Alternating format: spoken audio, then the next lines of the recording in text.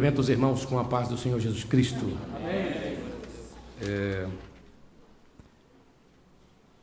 É uma alegria muito grande estar aqui de volta com vocês. E agradeço ao Senhor pela oportunidade que Ele me dá de estar aqui. E também agradeço a vocês, na pessoa do pastor Efraim, que fez o convite para este sábado. Quero compartilhar com os irmãos, inicialmente, o texto do capítulo 12 de Romanos, apóstolo Paulo aos Romanos, capítulo 12, versículo 2.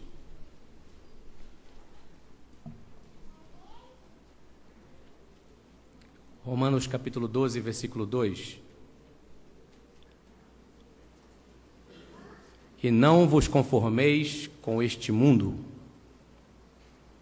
mas transformai-vos pela renovação da vossa mente, para que experimenteis qual seja a boa, agradável e perfeita vontade de Deus. Amém? Os irmãos podem sentar, porque já foi feita Pastor Efraim fez a oração em favor da palavra e eu já me dou por satisfeito. Inicialmente, irmãos, eu queria deixar a seguinte sentença para a gente começar esta reflexão. A pregação da palavra de Deus, ela tem basicamente dois efeitos colaterais. Basicamente, dois efeitos colaterais. O primeiro delas é que a pregação da palavra, ela pode quebrantar o coração do ouvinte. E o segundo efeito basicamente colateral da pregação da palavra é que ele pode endurecer o coração do ouvinte. A palavra vem para quebrantar e vem para endurecer. Ouvir a pregação ou leva o ouvinte ao quebrantamento ou o conduz ao endurecimento, à resistência a Deus. E a apoteose desse endurecimento é a hostilidade a Deus. O endurecimento leva à resistência e termina na hostilidade a Deus. No entanto, a expectativa sempre nossa, tanto de quem fala quanto de quem ouve, é de que a palavra pregada, seja hoje ou amanhã, ou enquanto houver a pregação da palavra na face da terra, ela possa nos conduzir ao quebrantamento. Ela nos conduza ao despojamento das nossas razões, das nossas convicções forjadas, das nossas crenças particulares,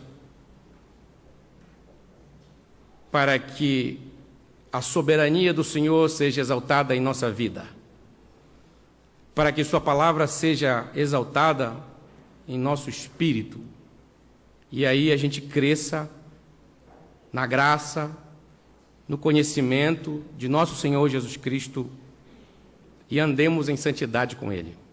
Amém? O texto lido de Romanos capítulo 12, versículo 2,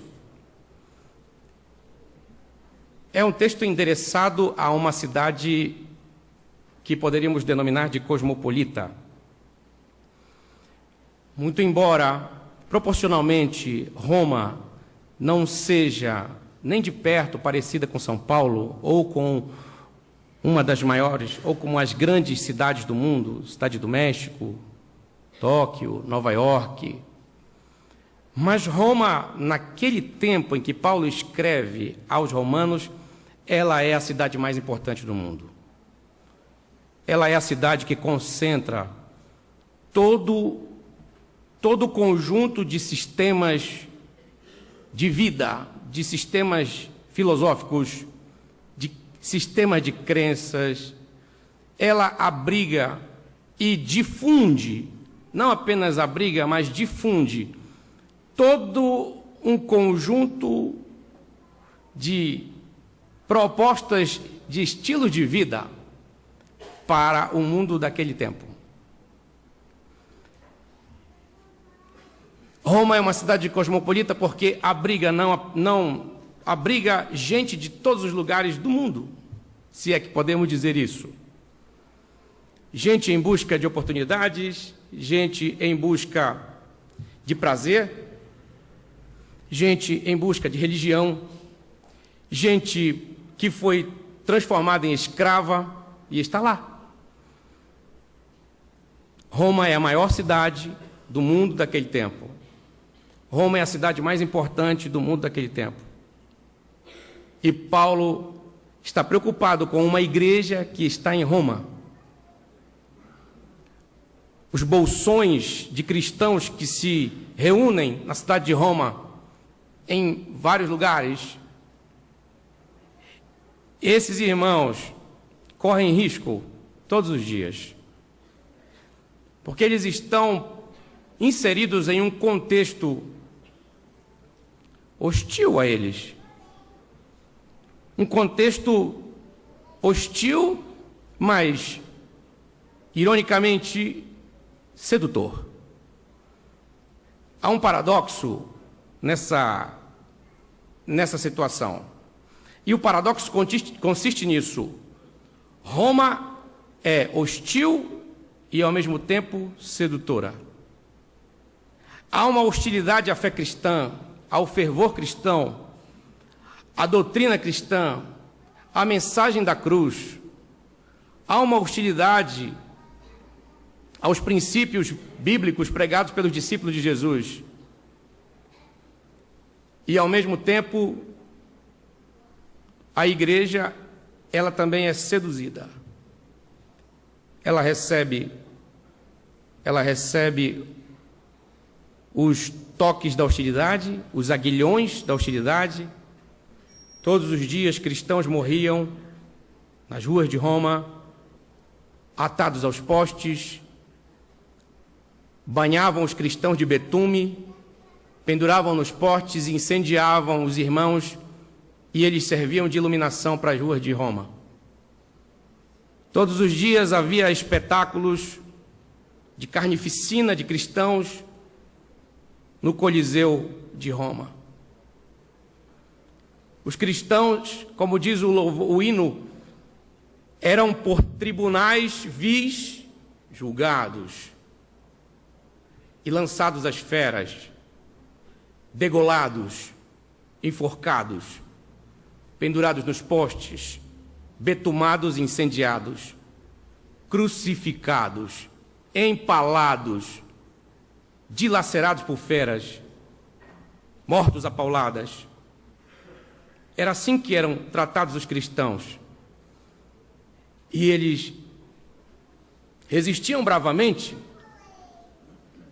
Eles insistiam que valia a pena sofrer muito por Cristo.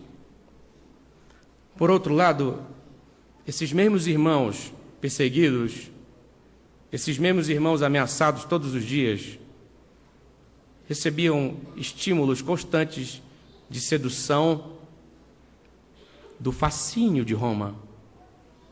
Roma fascinava pela sua beleza estética. Roma fascinava pela sua diversidade religiosa. Roma ela fascinava pelo pluralismo filosófico, o pluralismo de ideias, de pensamentos.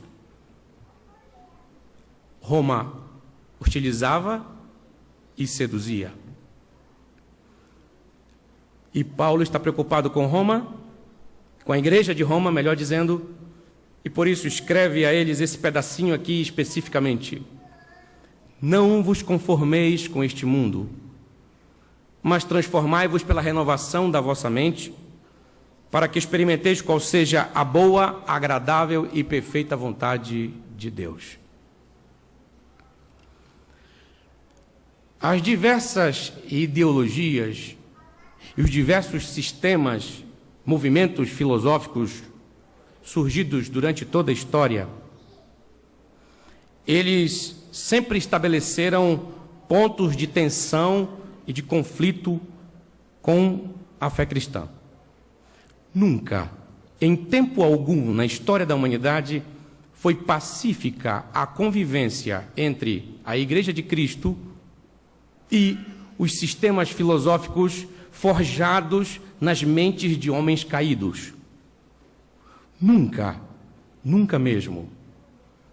No entanto, muito embora, ao longo da história, ocorreram esses pontos de tensão e de conflito entre a Igreja do Senhor, o povo do Senhor, e os movimentos filosóficos, os sistemas filosóficos, as ideologias do mundo,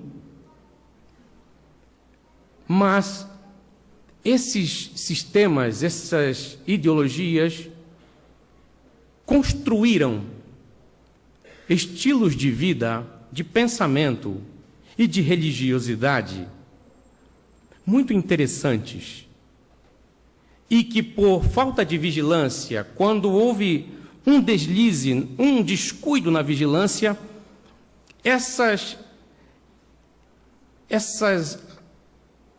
esses presentes de grego, das filosofias mundanas, dos pensamentos seculares,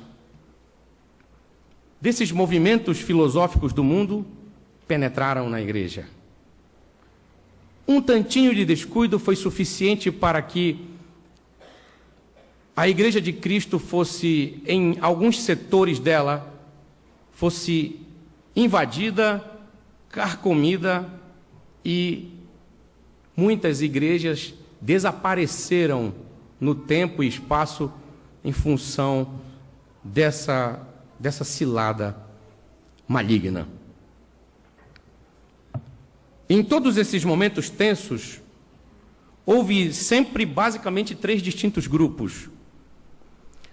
Os que lutaram bravamente contra essa invasão mundana, essa invasão de propostas mundanas, de estilos de vida mundanos, profanos, melhor dizendo, na Igreja de Cristo. Lutaram bravamente e muitos deles sacrificaram suas próprias vidas em prol dessa luta sangrenta. Um segundo grupo foi o grupo que tentou moderar a situação ou contemporizar a situação. E esse grupo é chamado de grupo de síntese, ou o grupo que olhou a invasão dessas propostas mundanas, profanas, e viu que havia a possibilidade de juntar o que era útil do mundo e o que é fundamental ou que é elementar da fé cristã, e propuseram uma síntese. Um caminho híbrido que também foi destrutivo para a Igreja de Cristo e sempre será destrutivo.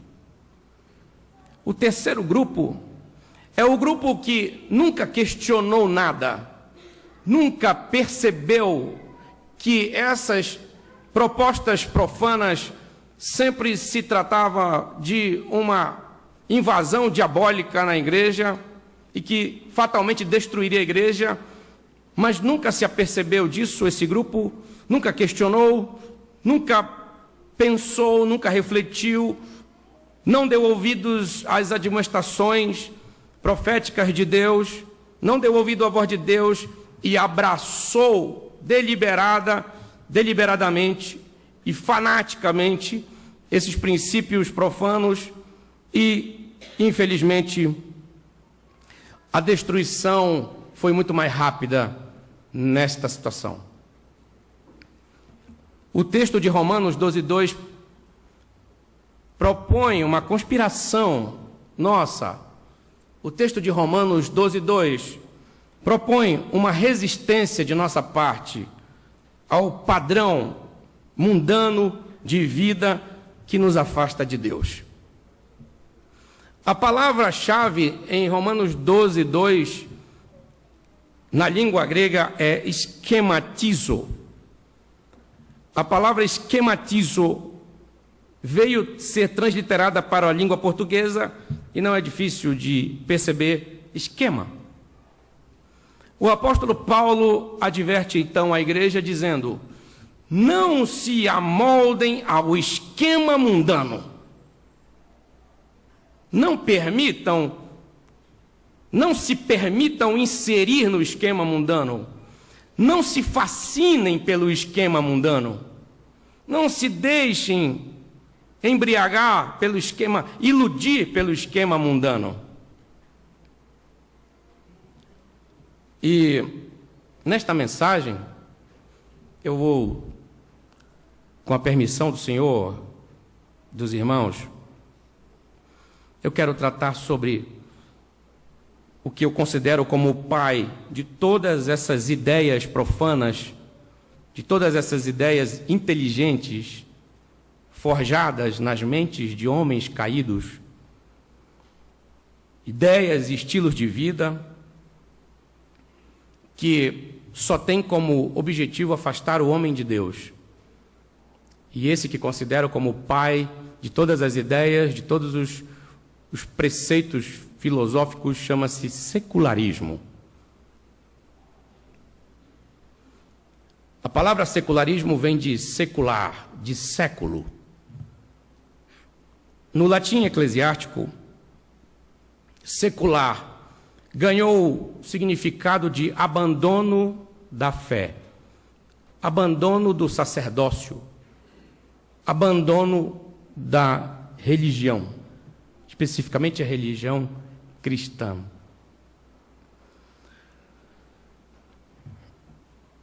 Uma parábola que eu quero colocar para os irmãos neste raciocínio, para que a gente possa dar prosseguimento a essa reflexão. A parábola é a seguinte: o pecado gerou o secularismo e também gerou a permissividade. O secularismo e a permissividade cometeram um incesto, casaram-se e deram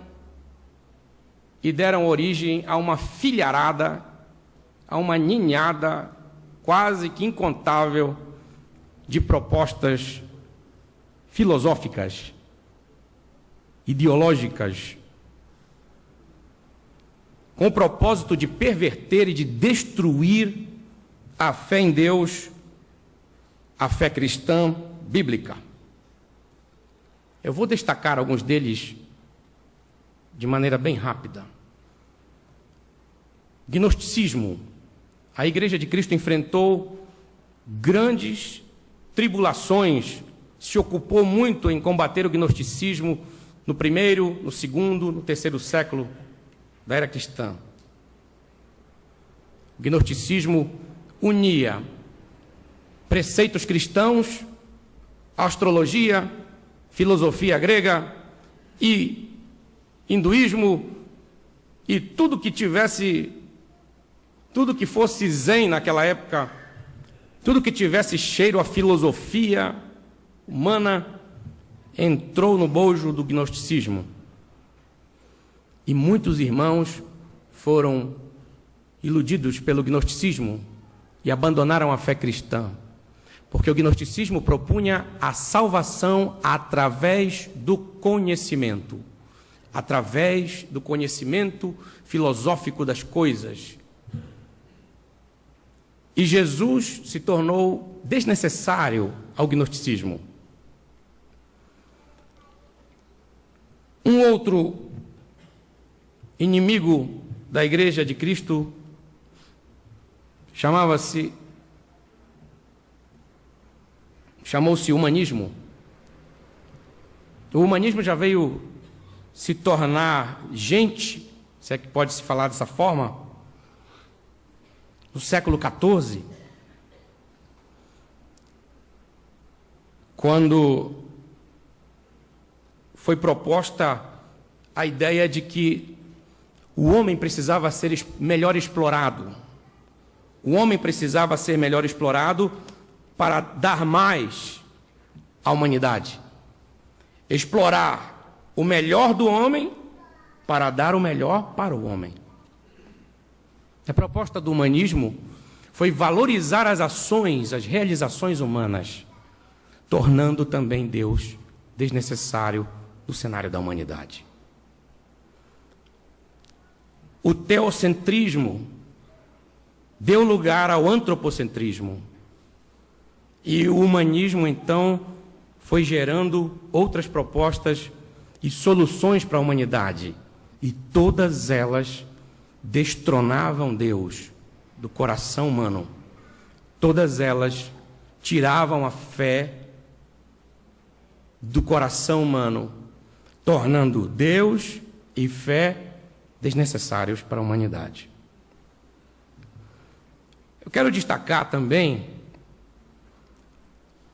um outro ismo da vida, criado por mentes caídas, chamado niilismo. E eu cito o niilismo porque ele está muito presente aqui em nosso tempo. Nós estamos convivendo com uma geração contaminada pelo niilismo. O que é o niilismo?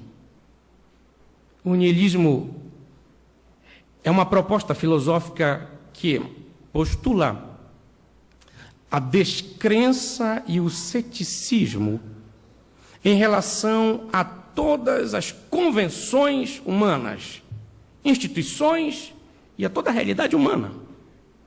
Na verdade, niilismo vem de nihil, uma expressão latina que significa nada.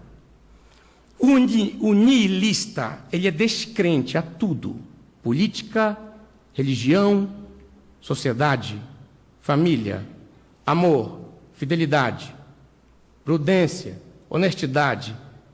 O nihilista não se curva diante de autoridade alguma, porque não reconhece instituições, não reconhece autoridade. O nihilista é insolente. O nihilista é desobediente. O nihilista não vê sentido na vida. O nihilista caminha para o nada. Ou ele se oferece à morte, ou ele provoca a própria morte. Eu destaquei essas porque existem muitas outras.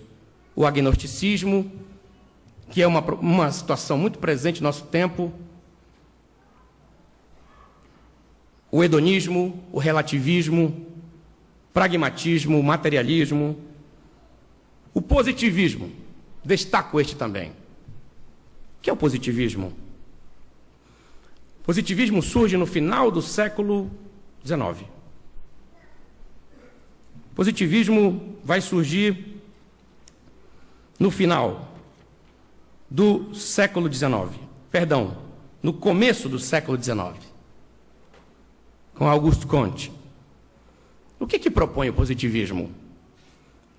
O positivismo diz o seguinte: tudo que não pode ser provado por métodos, experimentos científicos, deve ser ignorado. O positivismo diz o seguinte: nós cremos no avanço da ciência, no poder da ciência, na eficácia da ciência.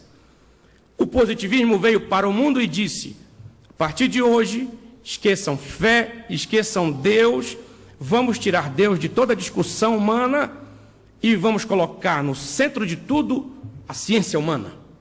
Essa sim funciona, essa sim dá resultados, essa sim traz o progresso. A palavra progresso é uma palavra muito característica do positivismo de Auguste Comte.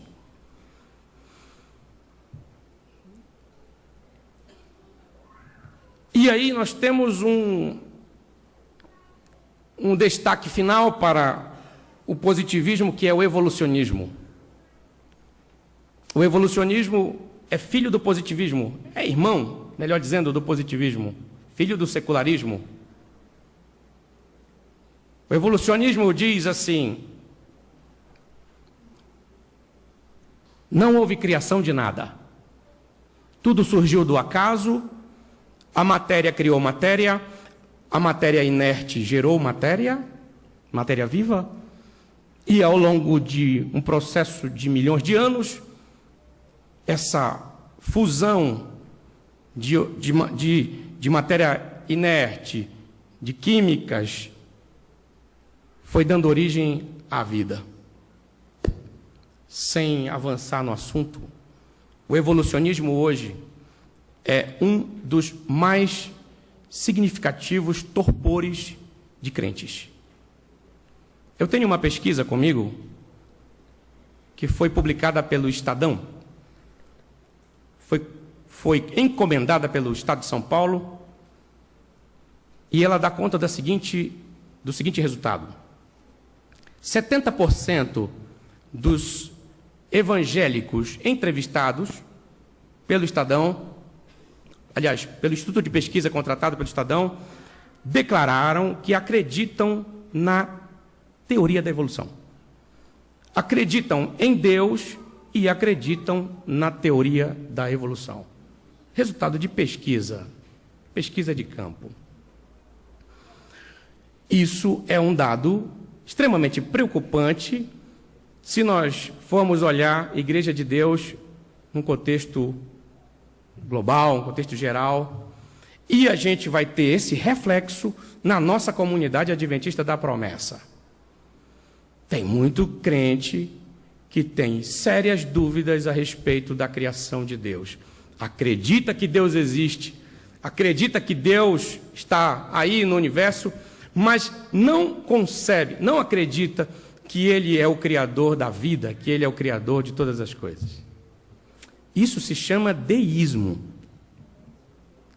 O deísmo é um outro filho do secularismo que diz o seguinte: creia em Deus, não tem problema você crer em Deus, acredite que Ele existe, só que é o seguinte, Ele não está nem aí com você, Ele nos abandonou à própria sorte.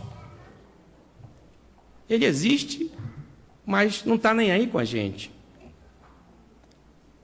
Ou então, Ele existe, mas nós somos frutos de uma evolução química, de uma evolução da matéria inerte, que gerou matéria orgânica. E aí, eu quero prosseguir essa reflexão fazendo a seguinte pergunta: o que é, então, o secularismo contemporâneo? O que é esse terrível inimigo da Igreja de Cristo, principalmente da Igreja de Cristo? Ele não é um problema para o mundo, ele é um problema para nós. O secularismo é um dos maiores problemas da Igreja do Senhor Jesus Cristo. Talvez seja a maior, a mais sutil e a mais agradável, a mais fascinante de todas as ciladas que o diabo já armou em todos os tempos.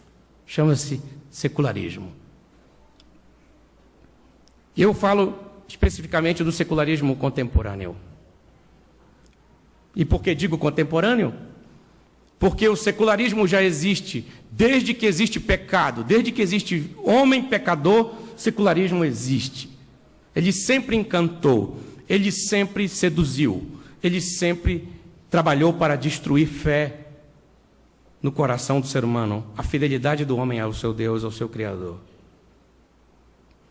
E o que é então ele? Primeiro, o secularismo é um sistema ético. É um sistema ético que rejeita toda forma de fé, rejeita toda forma de devoção religiosa e aceita como diretrizes todas as influências e todos os fatos derivados da vida material, da vida daqui deste tempo presente, desse mundo. O secularismo contemporâneo é uma cosmovisão e também um estilo de vida. Cosmovisão que significa isso? Visão global, visão ampla.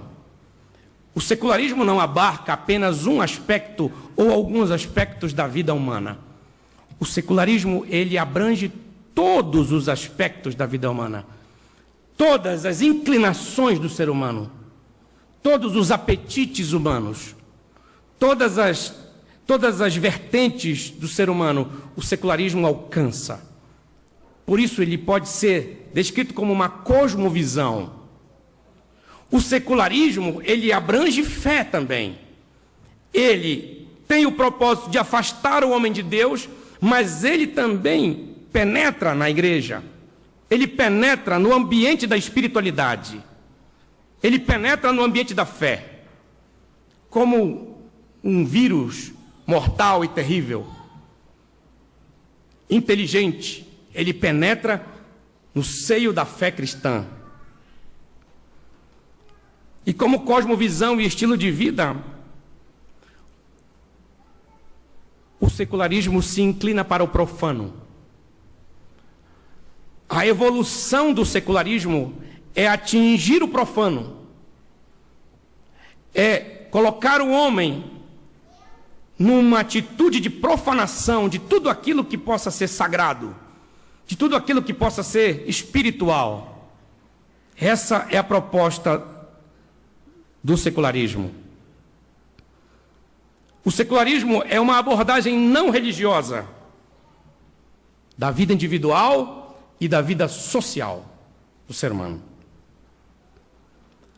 O secularismo é um modo de vida e de pensamento que exclui Deus, religião ou qualquer realidade transcendente da vida humana.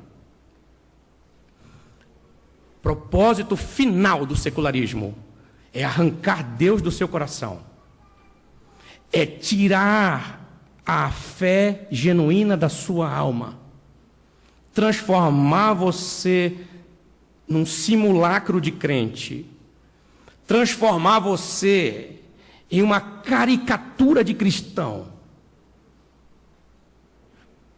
fazer você descrer de tudo aquilo que você aprendeu através do Evangelho de Cristo.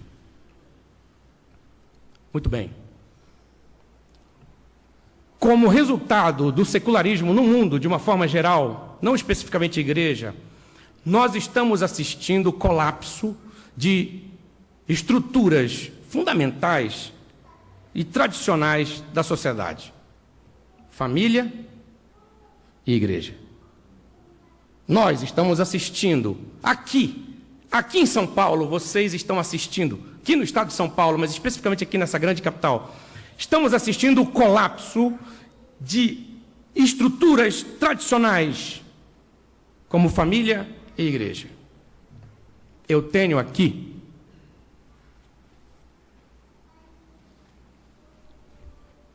a cartilha do governo para crianças de menos de 10 anos. Está aqui. Essa cartilha é um caderno de coisas importantes.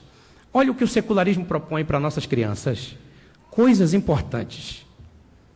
Dentre essas coisas importantes que o governo federal, está aqui, governo federal, e atualmente a Prefeitura Municipal de São Paulo, via a Secretaria Educacional, Secretaria Municipal de Educação, executam um propósito do governo federal. Dentre as coisas importantes que são ensinadas para as nossas crianças de menos de 10 anos está como se masturbar. Está aqui. Ensina crianças menores de 10 anos a se masturbarem. Ensina uma menina a se masturbar. Ensina um menino a se masturbar. Dá indicações de como ter relações sexuais. E ainda pede segredinho para os pais. Está aqui, gente. Eu não estou falando de coisas aéreas, de situações alheias à nossa realidade. Algo bem presente, bem próximo de nós. O secularismo entrou de forma avassaladora, de forma terrível no seio da sociedade, e a proposta é destruir a solidez da família tradicional, destruir a fé, destruir Deus, destruir virtudes.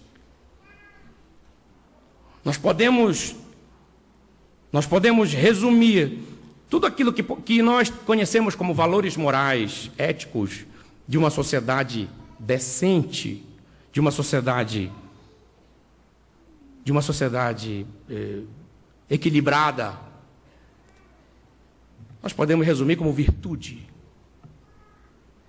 O secularismo vem para desconstruir virtudes. Uma palavra que faz parte do lema do secularismo é desconstrução. O secularismo quer desconstruir você. Mas o que ele quer desconstruir de mim?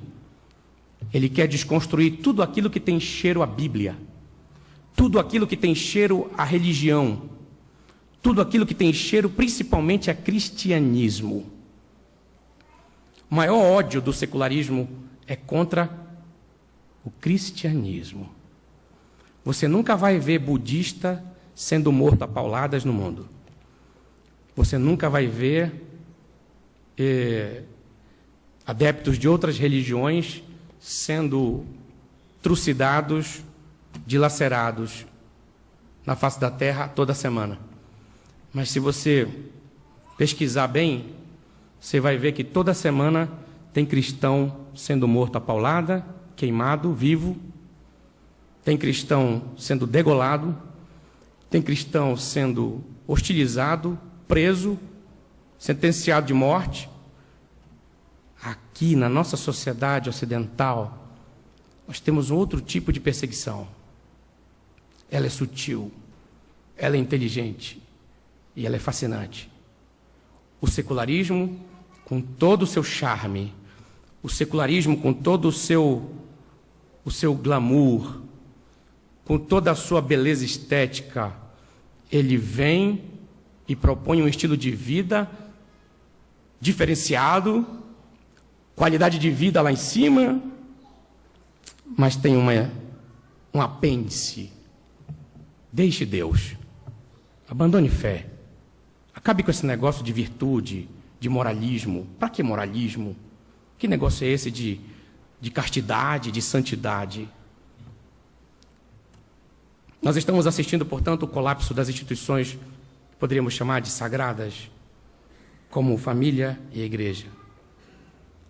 Aqui mesmo em São Paulo, em Brasília, melhor dizendo, uma senadora daqui de São Paulo, que vocês bem conhecem, propôs recentemente, eu acredito que já deve ter sido até aprovado, a extinção do calendário escolar, do Dia das Mães, Dia dos Pais e tudo que tem a ver com família tradicional. Se não me falha a memória, isso já não existe mais no calendário escolar daqui do estado de São Paulo, da cidade de São Paulo. Destruição da família, destruição de valores, destruição de virtudes, destruição de fundamentos, de princípios. Estamos assistindo também à perversão e à depravação moral do ser humano. Com muita ênfase à imoralidade sexual, com práticas libertinas, licenciosas, bizarras, libidinosas. Sexo e sexo. Sexo na cartilha para crianças menores de 10 anos. Sexo no seriado para adolescentes. Sexo na novela. Sexo no filme. Sexo em tudo que é lugar que possa se imaginar tem sexo. Sexo distorcido, pervertido, depravado, imundo, bestial, bizarro, medonho, nojento, fétido, asqueroso, pecaminoso.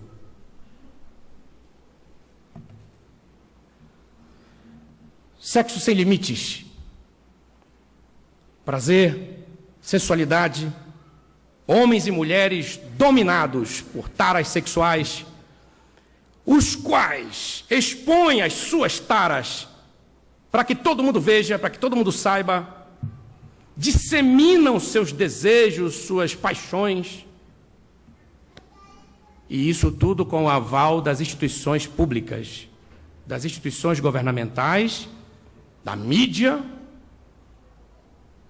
que censura, que está querendo censurar a voz do Evangelho, tudo com o aval dos segmentos importantes da sociedade. Por quê?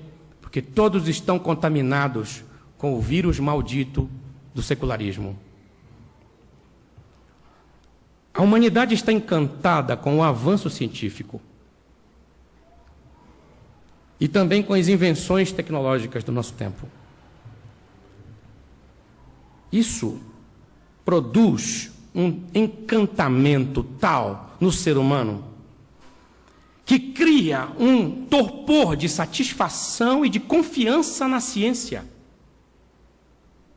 a ponto de não ver Deus como necessário mais. Por quê? Já que a ciência tem produzido tantos benefícios para o homem, já que a ciência está adiantando muitos benefícios para a humanidade, os inventos tecnológicos cada vez mais satisfazem as necessidades do ser humano, suas preferências, seus gostos. Então, para que Deus? Deus não é mais necessário, haja vista a eficácia da ciência, da tecnologia. É tanto que neste presente tempo as duas se associaram e hoje há uma nomenclatura só para as duas, chamada tecnociência. Estamos assistindo, portanto, à desconstrução de princípios éticos e espirituais da fé cristã em nossa sociedade. Tudo que foi plantado pelo Evangelho está sendo arrancado, está sendo queimado, está sendo destruído. Mas preste atenção para isso também, quero chamar a atenção para este detalhe. Estamos assistindo também a valorização exacerbada do entretenimento em nossa sociedade.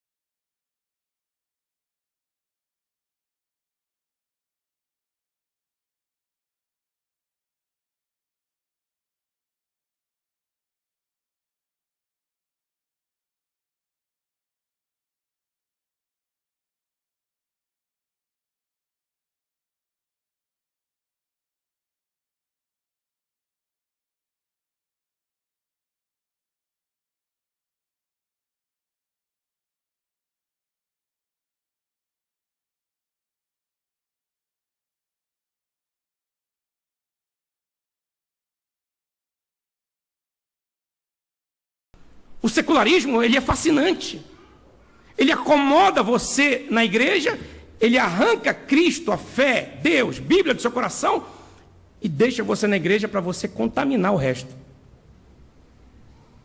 O secularismo não faz questão de tirar você da igreja. O secularismo não faz questão de que você saia daqui e vá para o mundo. O secularismo quer que você permaneça aqui, sem Cristo, sem fé, sem vida espiritual, contaminando o seu irmão, a sua irmã, levando o seu irmão também para o buraco, para o ralo, junto com você. E foi isso que eles fizeram. Hoje, uma grande parte da igreja evangélica ocidental bebe na fonte de Aaron Van Leeuwen e de Heather Cox. Um deles é citado pelo pastor John MacArthur Jr., em um de seus escritos, chama-se Donald McGavran. Isso é em pleno século XX, bem perto de nós. Donald McGavran era filho de pastor, de missionários, e ele era um missionário. Ele percebeu que a pregação convencional do Evangelho estava atraindo muito pouca gente para Cristo. Então, o que foi que Donald McGavran viu? Ele viu o seguinte: por que não adotar meios mundanos, meios seculares para atrair pessoas para a igreja? Então ele começou a escrever e a disseminar também a sua ideia. E uma de suas declarações é a seguinte: nós consagramos como forma de atrair pessoas a Cristo métodos que Deus não consagrou. Não apenas os métodos que Ele consagrou, mas também nós consagramos métodos que Ele não consagrou. E então, a igreja do Senhor Jesus Cristo começou a ser contaminada de uma forma muito mais acelerada por esse processo de secularização na pregação do Evangelho, no evangelismo mundial. O que a Bíblia diz sobre o secularismo? Vamos à Bíblia. Em Mateus 24:12, Jesus declara o seguinte: e por se multiplicar a iniquidade, o amor de muitos esfriará. Secularismo também pode ser resumido em uma palavra: iniquidade. O que é iniquidade? Iniquidade é transgressão da lei de Deus. Jesus também falou em Lucas capítulo 18, versículo 8: quando o Filho do Homem vier, por acaso encontrará fé na terra? Um questionamento, uma pergunta de Jesus. O apóstolo Paulo, em 2 Timóteo, capítulo 4, versículos 2 a 4, ele diz assim para Timóteo: prega a palavra, insta a tempo e fora de tempo, repreendas, exortes, com toda longanimidade e doutrina, porque virá tempo em que não suportarão a sã doutrina, mas tendo comichão nos ouvidos, amontoarão para si doutores conforme as suas próprias concupiscências e desviarão os ouvidos da verdade, voltando às fábulas. 2 Coríntios 11, 3 e 4. Mas temo que assim como a serpente enganou Eva, com a sua astúcia, assim também sejam de alguma sorte corrompidos os vossos sentidos e se apartem da simplicidade que há em Cristo Jesus. 2 Timóteo 3, de 1 a 5, dentre os pecados, dentre as atitudes que estariam fervendo no tempo presente, apóstolo Paulo diz: nos últimos dias sobrevirão tempos difíceis, porque haverá homens amantes de si mesmos, mais amantes dos prazeres do que amigos de Deus, tendo aparência de piedade, mas negando o seu poder. Eu quero caminhar para o final dessa reflexão, citando aqui rapidamente o exemplo de uma igreja de Apocalipse que foi citado agora há pouco, foi lido agora há pouco. Igreja de Sardes. A história de Sardes tem muito a ver, a história da igreja de Sardes tem muito a ver com a história da cidade de Sardes. Sardes foi fundada 7 séculos antes de Cristo.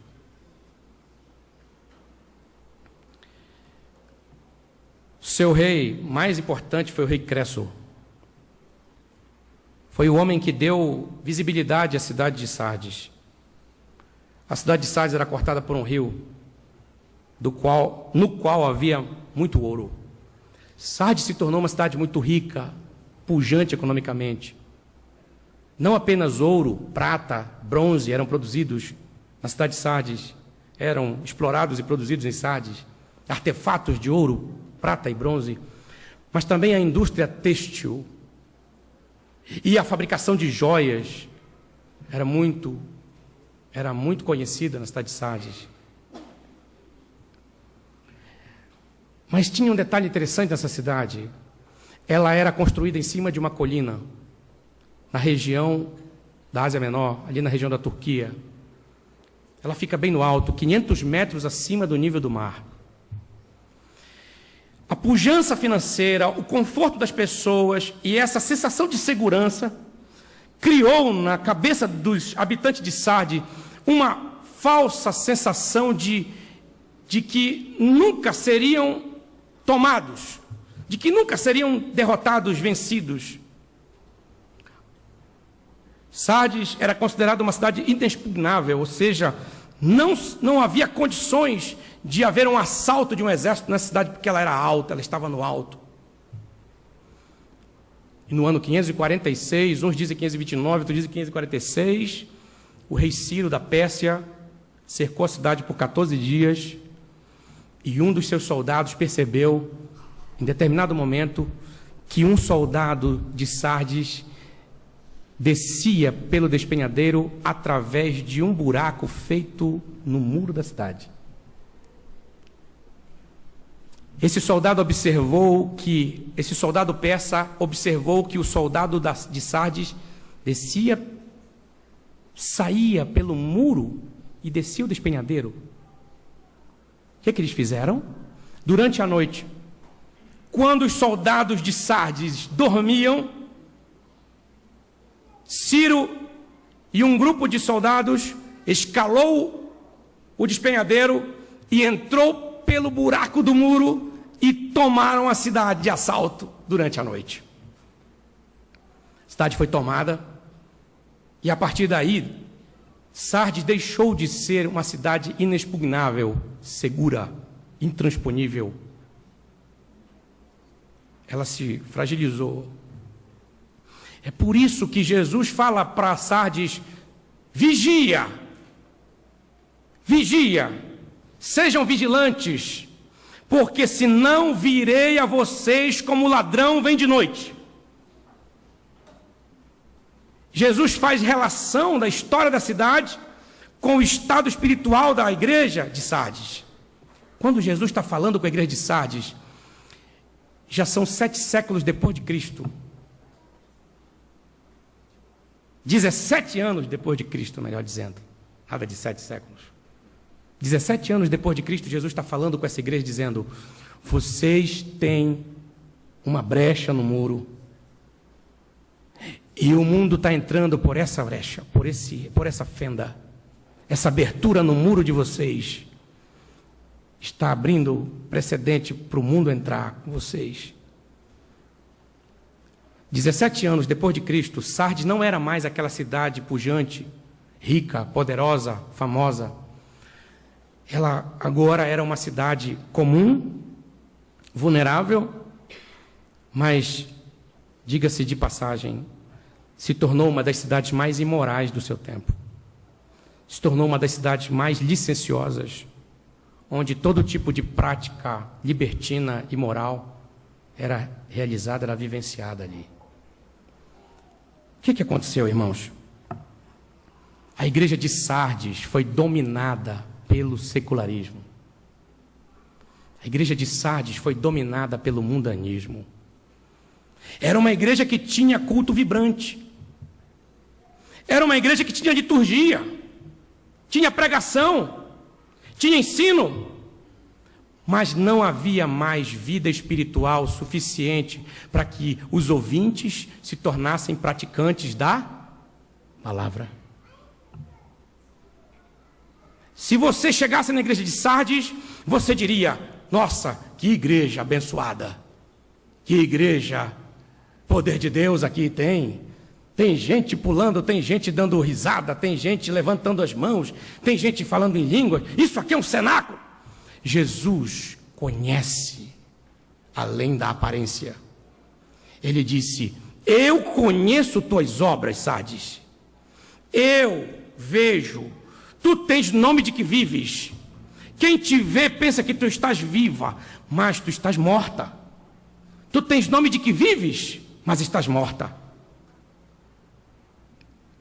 Isso me faz lembrar um seriado que eu acho que ainda passa televisão a cabo, Walking Dead. Sardes era uma igreja de Walking Dead, mortos-vivos, gente se movimentando, gente cantando, gente pregando, gente fazendo barulho e gente em ação.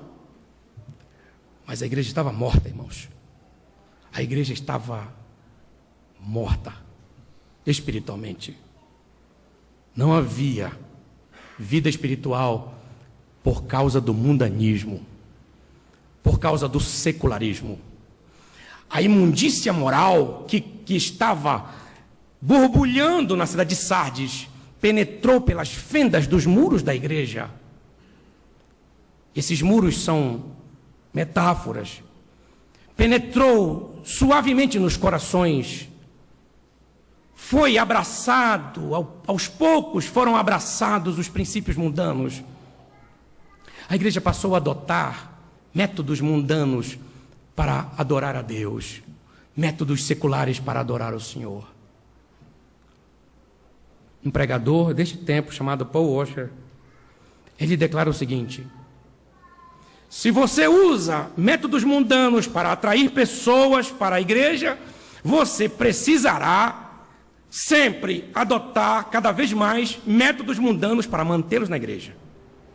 Senão eles vão se entediar e vão sair.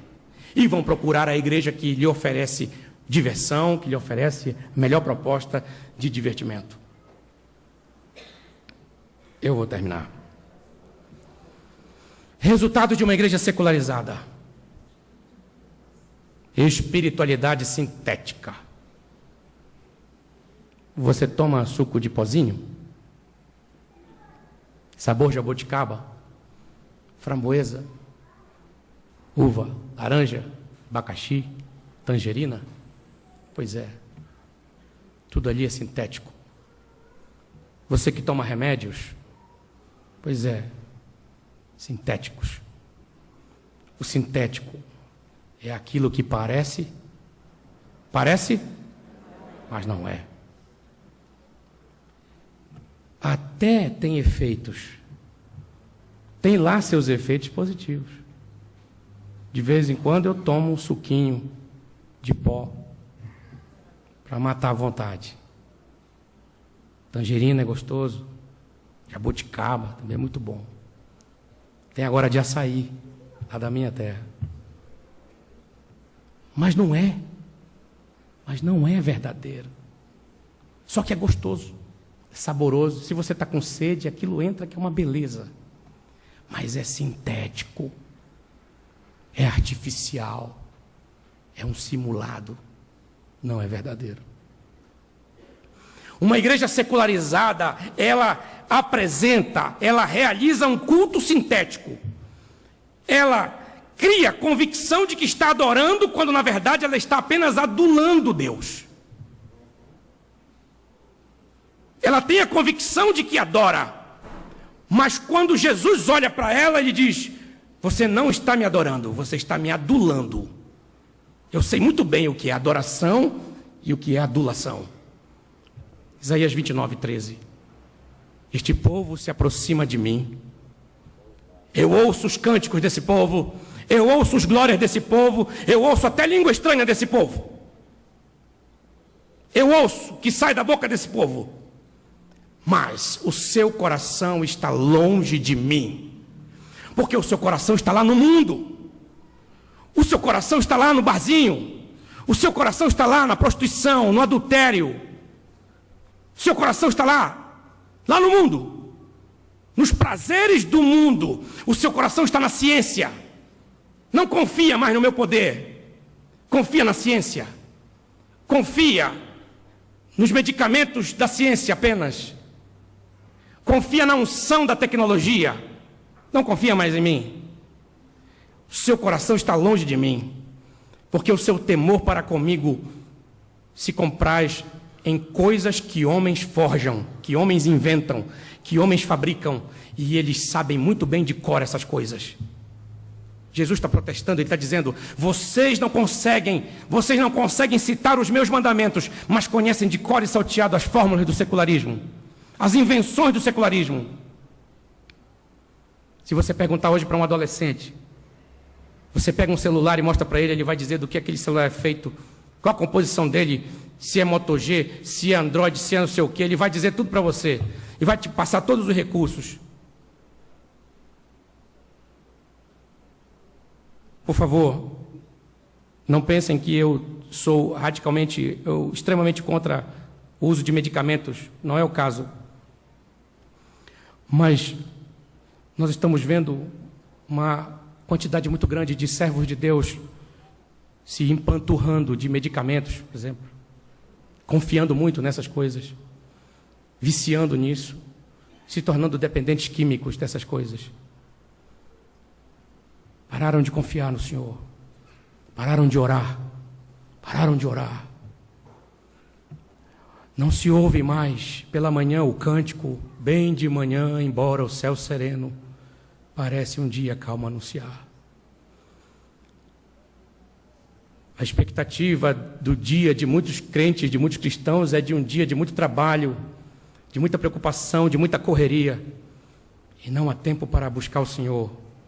Não dá tempo mais para abrir a Bíblia e para ler um versículo e para pelo menos por alguns segundos, nem que seja alguns segundos, meditar na preciosidade da palavra de Deus.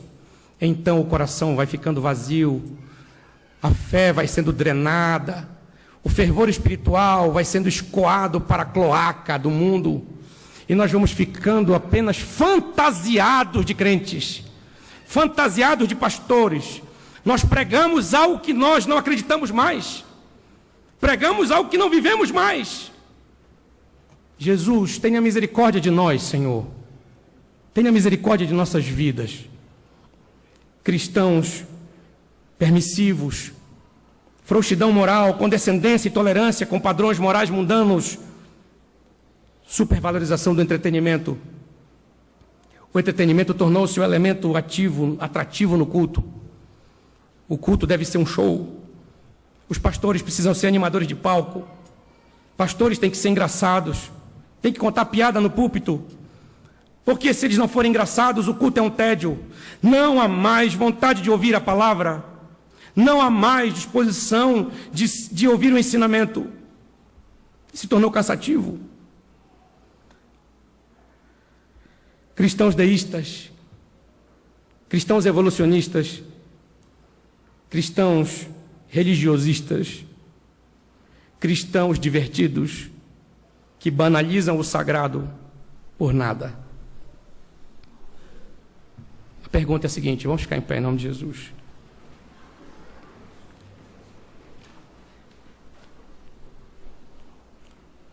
O que fará a nossa geração? Qual é o objetivo dessa nossa geração? Vamos assistir ao colapso da Igreja de Cristo? Vamos assistir passivamente o esfriamento de nossa fé?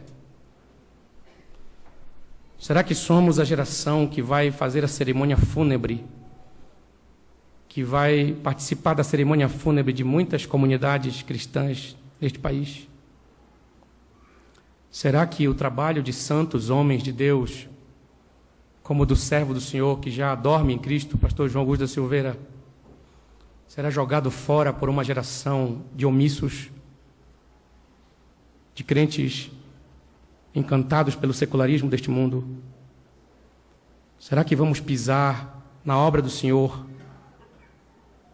Será que vamos nos tornar apáticos, indiferentes, insensíveis a essa infiltração sutil, mas muito interessante e fascinante do mundanismo na igreja?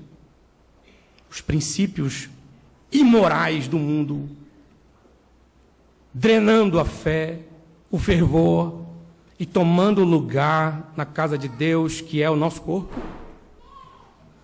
Vamos assistir passivamente nossa morte espiritual?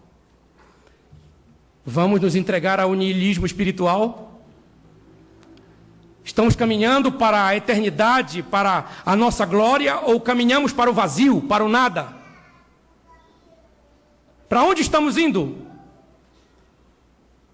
Minha vida e tua vida têm sentido de verdade? Você tem expectativa de eternidade, de salvação, de vida eterna? Ou os teus olhos estão fixados nas coisas terrenas? Você tira pelo menos algum tempo de sua vida para olhar para o alto, de onde vem a tua eterna salvação? O teu coração já está preso a este mundo, aos benefícios do secularismo? Deus, tenha misericórdia de nós. Há um imperativo. É necessário um reavivamento. Senhor, disse Abacuque, aviva a tua obra no meio dos tempos. Faça conhecida a tua obra, Senhor, entre nós. Lembra-te da misericórdia, Senhor, quando entrares em juízo conosco. Nós não queremos caminhar para o nada. Nossa vida tem sentido.